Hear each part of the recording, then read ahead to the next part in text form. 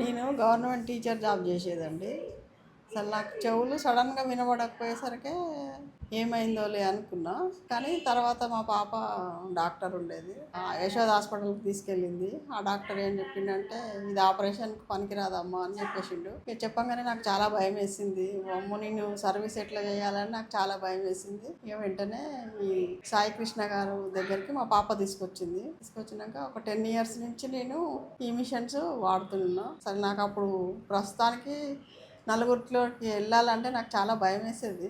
ఎట్లా మరి వినబడకుంటే ఎట్లా అని మాకు వీక్లీ మీటింగ్స్ ఉండేది ఎంఈఓ దగ్గర. ఎట్లా అని ఇంకా ఈ మిషన్లు పెట్టుకుంటే మరి అందరికి కనిపిస్తుంది కదా అని నాకు ఎట్లనో నేనే షేమ్గా ఫీల్ అయ్యేది. కానీ ఈ మిషన్స్ కొనుక్కున్న తర్వాత ఇప్పుడు ఎక్కడికి వెళ్ళాలన్నా ఇక భయం ఎట్లే. ఇక డబ్బులు అంటే ఇంట్లో ఒప్పుకోరు కదా, ఇక నేనే నా డబ్బులు పెట్టి సొంత డబ్బులు పెట్టి కొనుక్కున్నా. ఇప్పటి వరకు అయితే ఇక బాగానే ఉందండి. ఇప్పటికి 3 items, 3rd item నేను తీసుకున్నాను. 2nd అయిపోయినాయి, 2 మిషన్స్ అయిపోయినాయి, 3rd మిషన్. ఇవి కనీసం ఈ మిషన్లు వచ్చినందుకు ఇలాంటి వారికి బయటికి వెళ్ళాలంటే చాలా కష్టం కదా.